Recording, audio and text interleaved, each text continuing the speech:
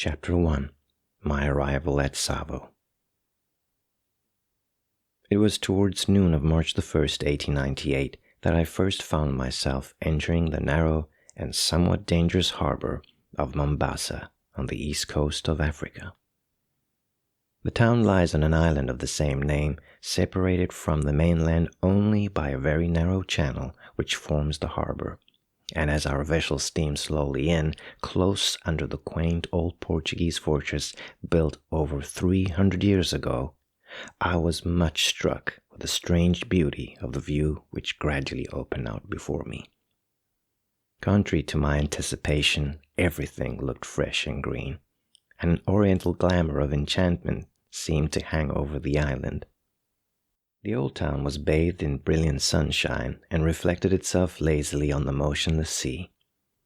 Its flat roofs and dazzlingly white walls peeped out dreamily between waving palms and lofty coconuts, huge baobabs and spreading mango trees, and the darker background of well-wooded hills and slopes on the mainland formed a very effective setting to a beautiful, and to me, unexpected picture.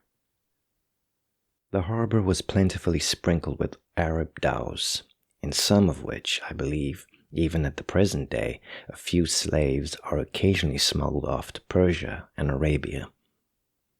It has always been a matter of great wonder to me how the navigators of little vessels find their way from port to port as they do, without the aid of either compass or sextant, and how they manage to weather the terrible storms that at certain seasons of the year suddenly visit eastern seas. I remember once coming across a dhow becalmed in the middle of the Indian Ocean, and its crew making signals of distress. Our captain slowed down to investigate. There were 4 men on board, all nearly dead from thirst. They had been without drink of any kind for several days, and had completely lost their bearings. After giving them some casks of water, we directed them to Muscat, the port they wished to make, and our vessel resumed its journey, leaving them still becalmed in the midst of that glassy sea. Whether they managed to reach their destination, I never knew. As our steamer made its way to its anchorage, the romantic surroundings of the harbor of Mombasa conjured up visions of stirring adventures of the past, and recalled to my mind the many tales of reckless doing of pirates and slavers which as a boy it had been my delight to read. I remembered that it was at this very place that in 1498 the great Vasco da Gama nearly lost his ship and life through the treachery of his Arab pilot, who plotted to wreck the vessel on the reef which bars more than half the entrance to the harbor. Luckily, this nefarious design was discovered in time, and the bold navigator promptly hanged the pilot, and would also have sacked the town but for the timely submission and apologies of the Sultan. In the principal street of Mombasa, appropriately called Vasco da Gama Street, there still stands a curiously shaped pillar which is said to have been erected by this great seaman in commemoration of his visit. Scarcely had the anchor been dropped when, as if by magic, our vessel was surrounded by a fleet of small boats and dugouts, manned by crowds of shouting and gesticulating natives. After a short fight between some rival Swahili boatmen for my baggage and person, I found myself being vigorously rowed to the foot of the landing steps by the Bahrein sailors, who had been successful in the encounter. Now, my object in coming out to East Africa at this time was to take up a position to which I had been appointed by the Foreign Office on the construction staff of the Uganda Railway. As soon as I landed, therefore, I inquired from one of the customs officials where the headquarters of the railway were to be found, and was told that they were at a place called Kilindini, some 3 miles away on the other side of the island. The best way to get there, I was further informed, was by gharry, which I found to be a small trolley having 2 seats placed back to back under a little canopy and running on narrow rails which are laid through the principal street of the town. Accordingly, I secured one of these vehicles, which are pushed by 2 strapping Swahili boys, and was soon flying down the track which once outside the town lay for the most part through dense groves of mango, baobab, banana, and palm trees, with here and there brilliantly colored creepers hanging in luxurious festoons from the branches. On arrival at Kilindini, I made my way to the railway offices and was informed that I should be stationed inland and should receive further instructions in the course of the day or two. Meanwhile, I pitched my tent under some shady palms near the Gary line and busied myself in exploring the island and in procuring the stores and the outfit necessary for a lengthy sojourn up country. The town of Mombasa itself naturally occupied most of my attention. It is supposed to have been founded about AD 1000, but the discovery of the ancient Egyptian idols and of coins of the early Persian and Chinese dynasties goes to show that it must at different ages have been settled by people of the very earliest civilizations.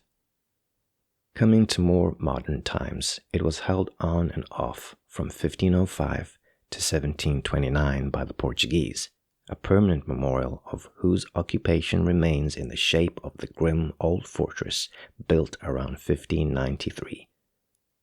On the site, it is believed, of a still older stronghold. These enterprising sea rovers piously named it Jesus Fort, and an inscription recording this is still to be seen over the main entrance. The Portuguese occupation of Mombasa was, however, not without its vicissitudes. From March 15, 1696, for example, the town was besieged for 33 consecutive months by a large fleet of Arab dhows, which completely surrounded the island. In spite of plague, treachery, and famine, the little garrison held out valiantly in Jesus Fort, to which they had been forced to retire until December 12, 1698, when the Arabs made a last determined attack and captured the citadel, putting the remnant of the defenders, both men and women, to the sword. It is pathetic to read that only 2 days later, a large Portuguese fleet appeared off the harbor, bringing the long-looked-for reinforcements. After this, the Portuguese made several attempts to reconquer Mombasa, but were unsuccessful until 1728, when the town was stormed and captured by General Sampaio. The Arabs, however, returned the next year in overwhelming numbers and again drove the Portuguese out, and although the latter made one more attempt in 1769 to regain their supremacy, they did not succeed. The Arabs, as represented by the Sultan of Zanzibar, remain in nominal possession of Mombasa to the present day. But in 1887, Said Bargash, the then Sultan of Zanzibar, gave for an annual rental a concession of his mainland territories to the British East Africa Association, which in 1888 was reformed into the Imperial British East Africa Company. In 1895, the Foreign Office took over control of the company's possessions and a protectorate was proclaimed, and 10 years later, the administration of the country was transferred to the Colonial Office. The last serious fighting on the island took place so recently as 1895-96, when a Swahili chief named Baruch ben Rashid, who had 3 times previously risen in rebellion against the Sultan of Zanzibar, attempted to defy the British and to throw off their yoke. He was defeated on several occasions, however, and was finally forced to flee southwards into German territory. Altogether, Mombasa has in the past well deserved its native name of Kisiwa Mvita, or Isle of War, but under the settled rule now obtaining, it is rapidly becoming a thriving and prosperous town, and as the port of entry for Uganda, it does a large forwarding trade with the interior and has several excellent stores where almost anything from a needle to an anchor may readily be obtained. Kilindini is, as I've said, on the opposite side of the island, and as its name, the place of deep waters, implies, has a much finer harbor than that possessed by Mombasa. The channel between the island and the mainland is here capable of giving commodious and safe anchorage to the very largest vessels, and as the jetty is directly connected with the Uganda Railway, Kilindini has now really become the principal port, being always used by the liners and heavier vessels. I had spent nearly a week in Mombasa and was becoming very anxious to get my marching orders when one morning I was delighted to receive an official letter instructing me to proceed to Tsavo, about 132 miles from the coast, and to take charge of the construction of the section of the line at that place, which had just been reached by railhead. I accordingly started at daylight next morning in a special train with Mr. Anderson, the superintendent of works, and Dr. McCulloch, the principal medical officer. And as the country was in every way new to me, I found the journey a most interesting one. The island of Mombasa is separated from the mainland by the Strait of Makupa, and the railway crosses this by a bridge about 3/4 of a mile long, called the Salisbury Bridge, in honor of the great Minister for Foreign Affairs, under whose direction the Uganda railway scheme was undertaken. For 20 miles after reaching the mainland, our train wound steadily upwards through beautifully wooded park-like country, and on looking back out of the carriage windows, we could every now and again obtain lovely views of Mombasa and Kilindini, while beyond these the Indian Ocean sparkled in the glorious sunshine as far as the eye could see. The summit of the Rabai Hills having been reached, we entered on the expanse of the Taru Desert, a wilderness covered with poor scrub and stunted trees, and carpeted in the dry season with a layer of fine red dust. This dust is of a most penetrating character and finds its way into everything in the carriage as the train passes along. From here onward, game is more or less plentiful, but the animals are very difficult to see owing to the thick undergrowth in which they hide themselves. We managed, however, to catch sight of a few from the carriage windows and also noticed some of the natives, the Wa-Nyika, or children of the wilderness. At Mangu, some 80 miles from the coast, we came to the end of this desert, but almost the only difference to be noticed in the character of this country was that the color of the dust had changed. As our train sped onwards through the level uplands, we saw a fine ostrich striding along parallel with the line, as if having a race with us. Dr. McCulloch at once seized his rifle and by a lucky shot brought down the huge bird. The next and greater difficulty, however, was to secure the prize. For a time, the engine driver took no notice of our signals and shouts, but at last we succeeded in attracting his attention, and the train was shunted back to where the ostrich had fallen. We found it to be an exceptionally fine specimen, and had to exert all our strength to drag it on board the train. Soon after this, we reached Voi, about 100 miles from the coast, and as this was the most important station on the line that we had yet come to, we made a short halt in order to inspect some construction work which was going on. On resuming our journey, we soon discovered that a pleasant change had occurred in the character of the landscape. From a place called D, the railway runs for some miles through a beautifully wooded country, which looked all the more inviting after the deadly monotony of the wilderness through which we had just passed.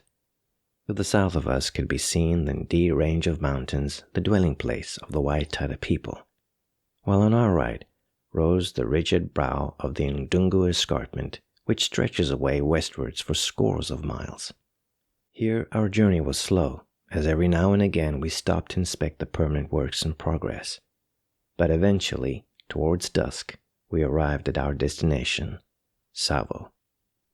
I slept that night in a little palm hut which had been built by some previous traveler and which was fortunately unoccupied for the time being. It was rather broken down and dilapidated, not even possessing a door, and as I lay on my narrow camp bed, I could see the stars twinkling through the roof. I little knew then what adventures awaited me in this neighborhood, and if I had realized that at that very time 2 savage brutes were prowling round, seeking whom they might devour, I hardly think I should have slept so peacefully in my rickety shelter. Next morning I was up betimes, eager to make my acquaintance with my new surroundings. My first impression on coming out of my hut was that I was hemmed in on all sides by a dense growth of impenetrable jungle. and on scrambling to the top of a little hill close at hand, I found that the whole country, as far as I could see, was covered with low, stunted trees, thick undergrowth, and, wait a bit, thorns. The only clearing, indeed, appeared to be where the narrow track for the railway had been cut. This interminable nyika, or wilderness of whitish and leafless dwarf trees, presented a ghastly and sun-stricken appearance, and here and there a ridge of dark red, heat-blistered rock jutted out above the jungle and added by its rugged barrenness to the dreariness of the picture. Away to the northeast stretched the unbroken line of the Ndungu Escarpment, while far off to the south I could just catch a glimpse of the snow-capped top of towering Kilimanjaro.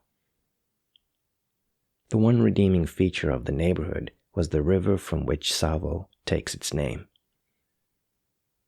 This is a swiftly flowing stream, always cool and always running, the latter being an exceptional attribute to this part of East Africa, and the fringe of lofty green trees along its banks formed a welcome relief to the general monotony of the landscape. When I had thus obtained a rough idea of the neighborhood, I returned to my hut and began in earnest to make preparations for my stay in this out-of-the-way place. The stores were unpacked, and my boys pitched my tent in a little clearing close to where I had slept the night before, and not far from the main camp of the workmen.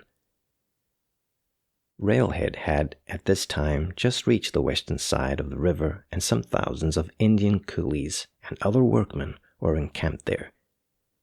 As the line had to be pushed on with all speed, a diversion had been made and the river crossed by means of a temporary bridge.